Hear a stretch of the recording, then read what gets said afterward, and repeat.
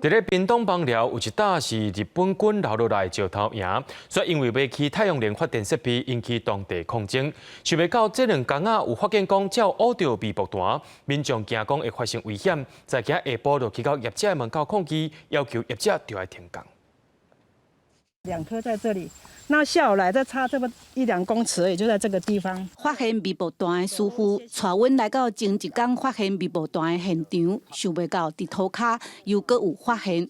真的有一颗嘞，有一颗。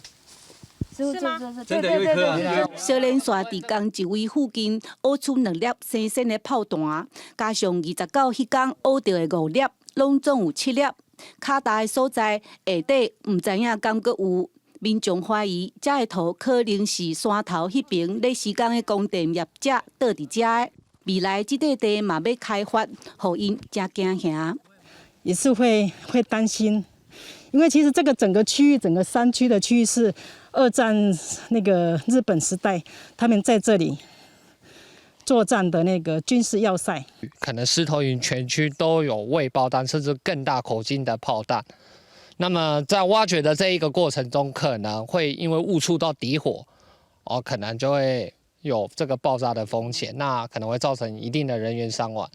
那我们是呼吁说，相关单位尽速全面停工，然后做一个区域的调查。当地民众表示，这原地是树林地，最近是民众来这看日军的石头营，山以外发现这么侪微波弹，到底炮弹是倒位来的？军方已经提转去鉴定，确定是60公里迫击炮的炮弹，因为时间伤久长，外壳引信拢损害，无安全的问题。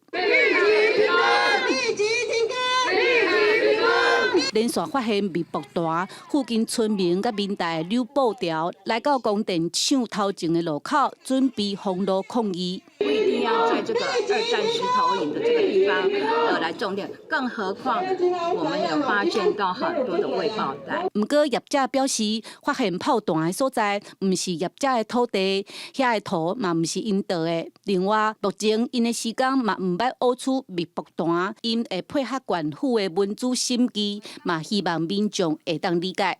记者陈家军、赖伟哲，屏东报道。